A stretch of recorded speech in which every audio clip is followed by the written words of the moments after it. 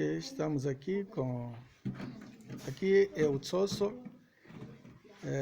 comuna do Tsosso, município de Damba, onde encontramos a classe que estuda aqui na Igreja Evangélica Batista de Angola.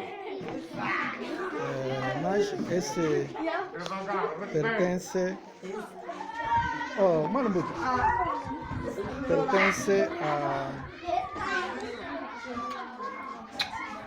ao governo e, juntamente com a Fundação Mackenzie Kusangana, estamos distribuindo esses cadernos que vieram da Alemanha pela Fundação Mackenzie Kusangana. Estamos aqui juntamente com a escola e, como podemos ver, são mesmo